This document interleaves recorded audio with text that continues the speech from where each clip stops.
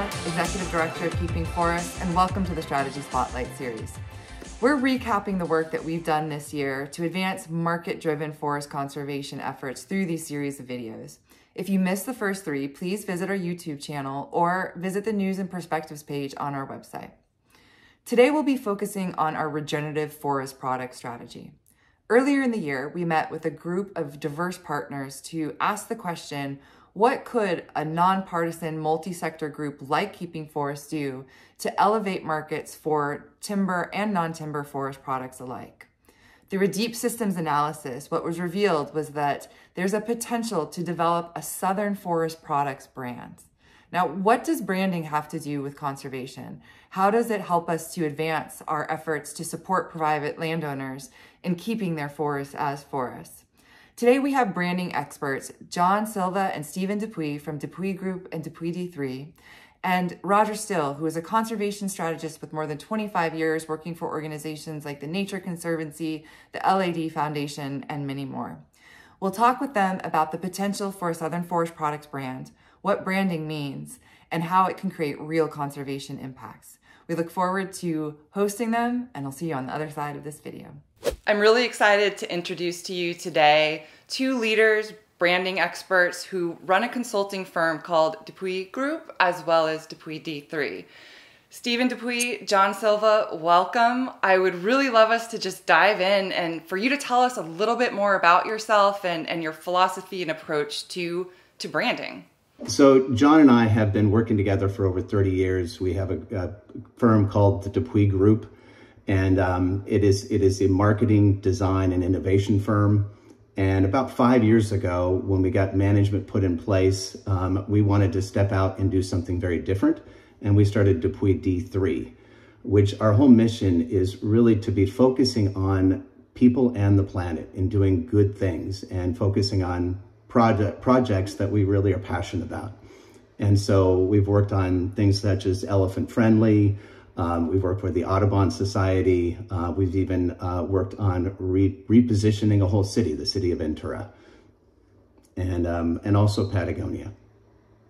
Fantastic. All really exciting work. I'm sure we'll hear a little bit more about in this conversation. John, anything else that you want to add? I think Stephen's right. I think, you as you go along, you pursue purpose, and we're really looking to be involved with things that really add a lot of purpose and add a lot of meaning to people's lives and make things better. It's easy to say that design's supposed to make the world better, but it's not easy to do it unless you really apply yourself. That's what we've chosen to do in the sort of the back half of our careers, so to speak. Amazing. So we have you here today. It might seem like a strange topic to be talking about branding with relation to forest conservation, but earlier in the year, we actually met with partners to talk about where do we think that Keeping Forests can make the greatest impact in terms of developing and expanding markets for forest landowners. And where we landed in that process is that there's a real opportunity to brand Southern products as a whole. I would love for you to share a little bit more about how branding actually goes deeper than just what we see on the surface. Well, branding is really, it's about a promise. And I think the thing is with a promise, there's a deeper meaning that we've talked about, like you said, with storytelling. And so when we're looking at developing a brand, and when you look at even past brands, they have that promise and they have that trust, and so people, if you look at things like water, a commodity, Evian, say, and so when somebody is holding that product, that has a intrinsic feeling to it. It's like, wow, there's an image that I have this water. It means something to me. That promise, there's a meaning behind the brand. And so when we look at the meaning, that is what we end up wanting to desire. We want to be connected to that. And so we look at over, the many different brands we've worked on is really looking at saying, hey, what is the intrinsic meaning behind that brand? What does it stand for?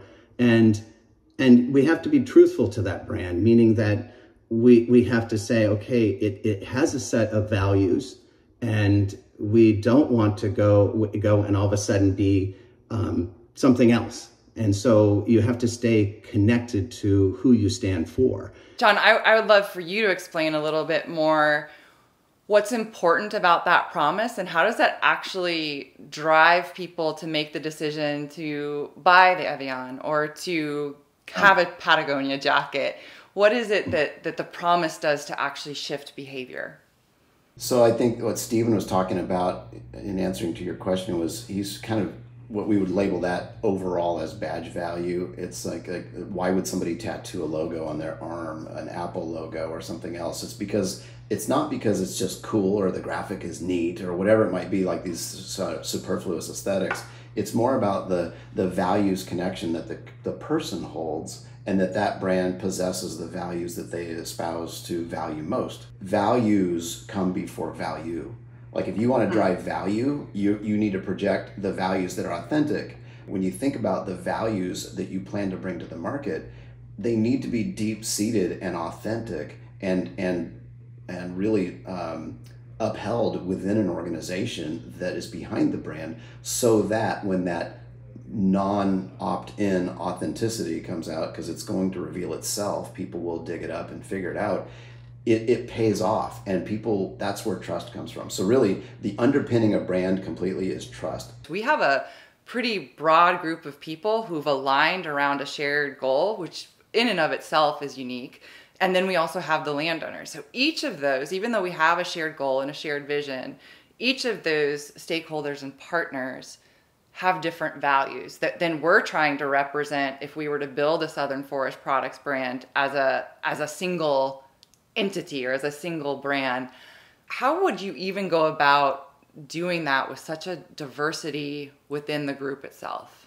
We would really want to be interviewing each one of those different groups and understanding what is it that they're really looking for. What are their values? It does take time to get consensus, and then there has to be this idea that it's going to take time. Brands aren't, built overnight, and that's one of the drawbacks to it, is that getting that consensus and then saying, okay, let's start and let's do some small wins and build it over time. But there has to be that consensus. Yeah, I think that's well said, and it does take time, and those are it's not a problem, it's just a reality, and I think acknowledging that is a smart thing to do on the onset. I think the one thing that I think is a bit of a misnomer that can happen, though, is you've got these disparate groups and parties, and they all have their own prime directives, right? There may be overlap, and that's great, and we can all, especially when you get to emotions, oh yeah, we all wish that we could achieve this or wish that we could achieve that. I think one thing that maybe this is a bit mechanical approach to your question, but one way that comes to mind for me when you describe those various entities is everybody, and I'm not talking about them, I'm talking about the person who's buying salad dressing to the person who's buying 10,000 acres somewhere. Everybody has this thought first of what's in it for me. Government versus a corporation versus a small private landowner, their motivations and by the way, the adversities and threats that they face are entirely different. So we can't say that one goal and one solution is going to fit everybody. We have to say, here's the objective, here's the imperative, this is the mission critical component that we are going to go after, and by God, we're going to achieve it. But we have to get this group to be motivated appropriately within that charter. So we need to pay attention, we need to use design thinking, we need to use empathy, and really realize that they too have a business problem to solve. So it's the Jerry Maguire thing, help me, help you. I love this conversation. And I think it's really important to bring up at this point, we're not just having a nice conversation with you today. The three of us aren't just sitting down because this is interesting and we can talk about branding. We'll get to how this might apply very specifically to Keeping Forest in a moment, but we've hired you. So I'm really excited to have you join us in this journey and to see where it goes. There's one thing to create awareness. It's another thing to create interest. It's another thing to create traction, and then action and results. And I think that's a ladder that needs to be climbed. And I think you're on that ladder, and you're looking to transform from simply awareness and interest, and moving on to a compelling business proposition that moves the needle to achieve the goal. Absolutely. Absolutely. I think there's a lot of potential there. I'm excited about the possibilities, whether drawing on a past experience of yours or even just doing a little crystal ball into the future, recognizing that I'm not holding you to anything. Yeah, I won't hold you to anything, but what is the potential for telling a story like we have in the South, for expanding and promoting our markets? And like I said, if you want to draw on a similar experience that you have had in other work that you've done, that would also be fantastic. I could bring up, what we've done with Wildlife Friendly, especially the elephant friendly product in which the elephants, we were losing a lot of Indian elephants in India, and 13% of all tea is grown in India. So they saw that there was a situation in which if we created a set of standards for the farmers, and they went ahead and went to all the different farmers and said, hey, you do this, we collectively then can sell our tea for more money. And then at this situation, it was a certification. And so they were able to get a number of tea farmers, and then that product was sold, and it's in Whole Foods, it's in major markets around the country as a tea that is saving these elephants.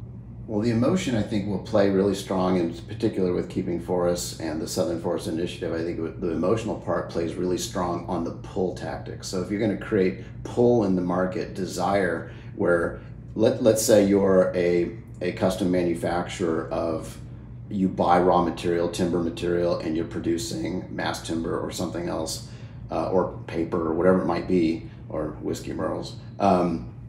If you're one of those and you're buying the commodity to produce a final product, if you sense, smell, and see pull in the market for certain you create demand and trends, and people are like, how come you guys don't do this? And we'd like that. And what's this over here? That's really interesting and compelling to me. Like, if you made that, I'd buy that. There's pull that you can create, and that is values, but triggering an emotional pull, qualifiable pull method. Now you've got something there that gives the manufacturer some compelling reason to look at what you have from potentially a commodity categorical offering. People might be thinking, well, this emotional thing is great and telling stories is great, but how do we actually drive a marketplace? Well, that's one of the ways, in sort of a broad brush way you can do that, is create pull, and then you drive the push, and they meet in the middle in a compelling transaction.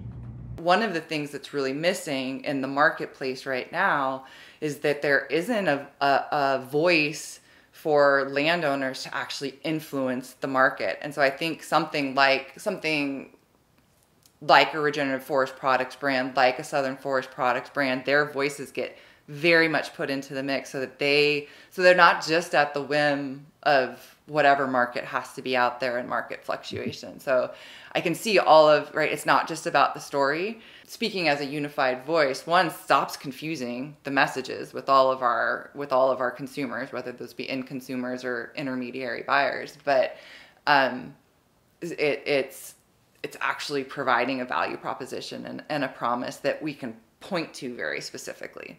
I want to close with one final question, which is, what inspires you about doing this kind of work? And particularly, why are you doing it with us? This is why we started D3. I mean, it was really saying, hey, we want to do things that are meaningful. And, when we started doing work years ago with Wildlife Friendly, it was like, wow, this is really making a difference. We want to have an impact with the work that we actually do. And one of the things that we developed, a tagline for Wildlife Friendly, which we use a lot for other things, is building economies to save ecologies. And so we really want to be where we can actually make an impact. And when you guys contacted us, it was like, oh my gosh, here is a great opportunity to really use our talents in a way that can really affect change and make an impact. The relevant and apparent mission that you have at Keeping Forests, to me, is not only believable, but it has teeth.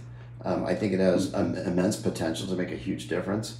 I'm not a big fan of joining organizations that have, this sounds a little bit glib, I suppose, but of joining organizations that have great intentions but no way of attaining any results. I think that to me is it. I'm not helping anybody by helping an organization that has that. So I think we have the opportunity together to make a real difference on this, but not just in a philanthropic way. But I just think I live on this rock. My kids live on this rock. I've got 3 kids. They're gonna. My daughter just got engaged. She's gonna have a family. Like, I'd love to make decisions not based on what benefits me, but what's based on what benefits the people that come after us. And I think that just matters. And again, I think part of that comes with a little bit of age and experience. And so the nice thing is, more experience comes with that age. So what we can apply to help might be of value. Well, thank you. I really appreciate the work that you're doing, not just with us, but in the broader world. I know that this has been something that this particular piece of your work has been something that you have launched as you've gained that experience over time.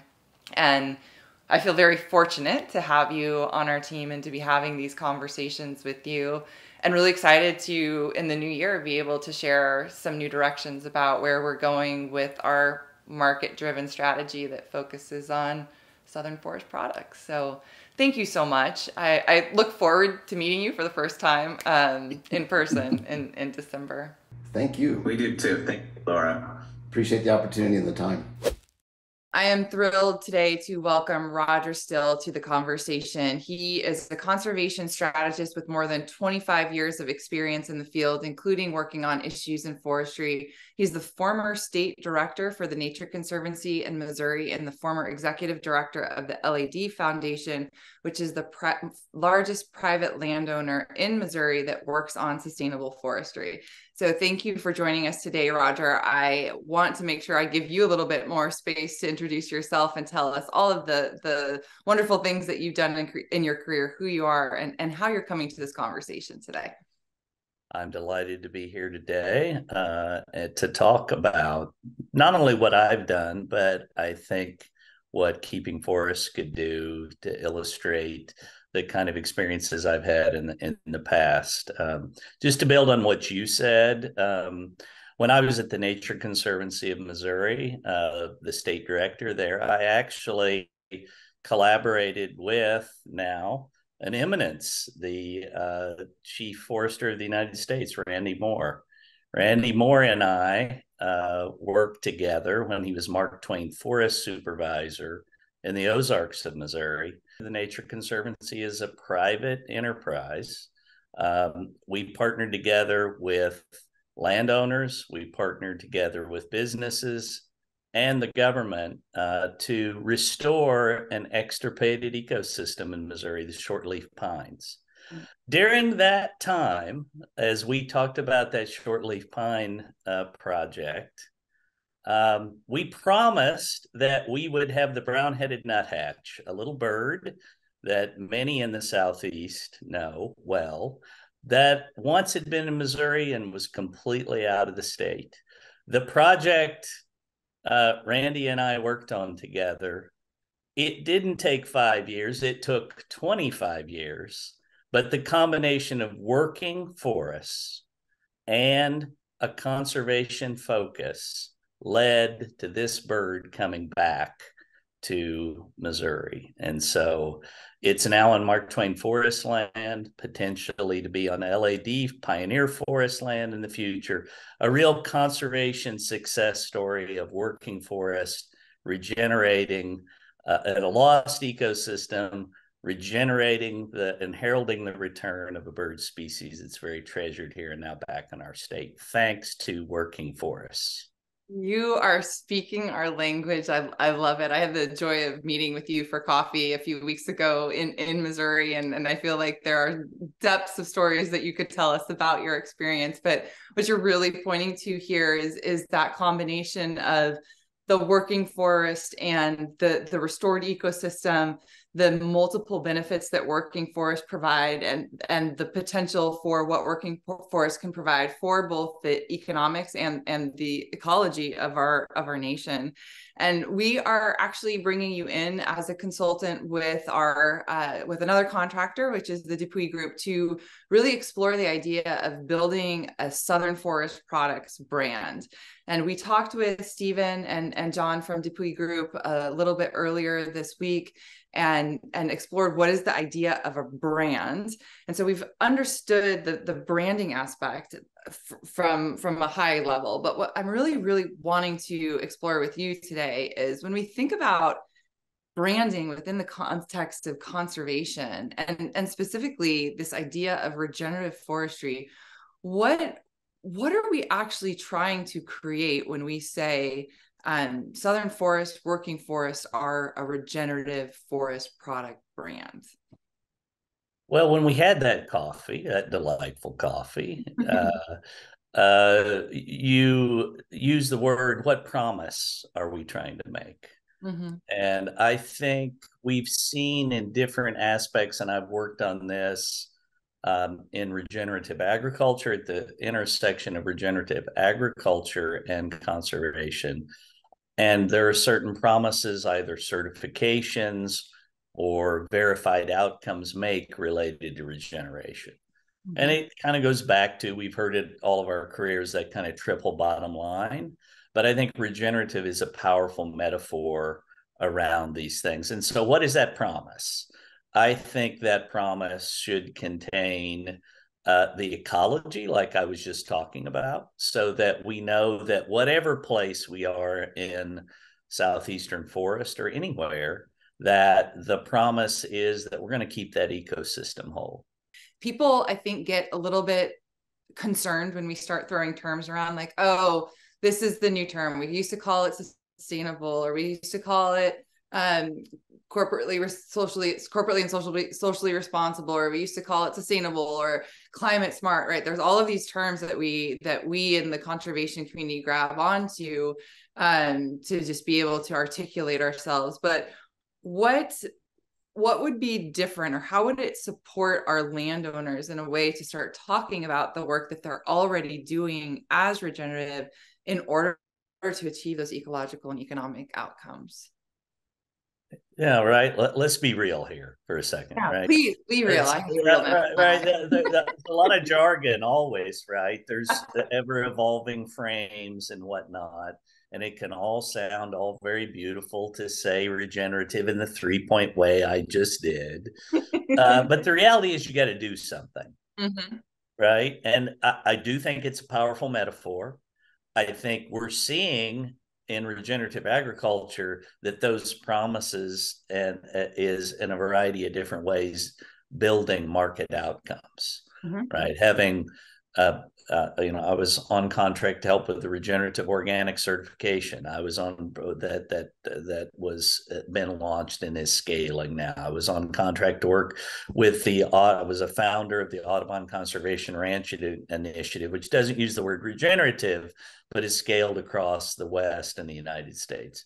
So I think the key is, those are powerful metaphors and they point towards powerful things, but the key will be to structure keeping forests work on all of our collective partnership-based work in a way that can make it real. So let's make it real then. You have a lot of experience in multiple kinds of sectors and areas. Can you give us an example, a very concrete example of what this looks like in a project that you have done, or some work that you've done? Well, yes, I can do that. I mean, I mentioned that I was one of the founders of the Audubon Conservation Ranching Certification that's on 3.5-4 million acres across the West now.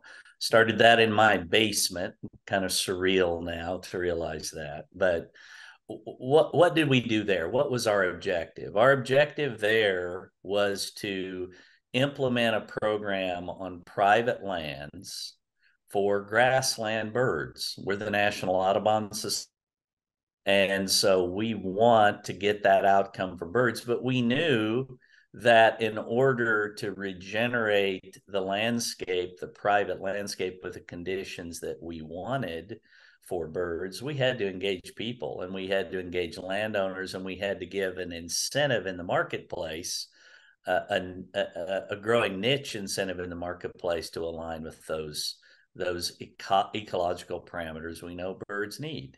Mm-hmm. I will tell you flat out, that took a while for some conservation people to sort of understand how to engage in the marketplace. We frankly thrashed around a little and trying to get that market sync up, and a lot of learning there. But ultimately we were able to align a set of standards that connected to a certification that led to a large number. I think the last I saw was about 175 landowners collectively benefiting from a marketplace throughout much of the West now, with a variety of different private, small companies up to larger companies that have adopted that certification.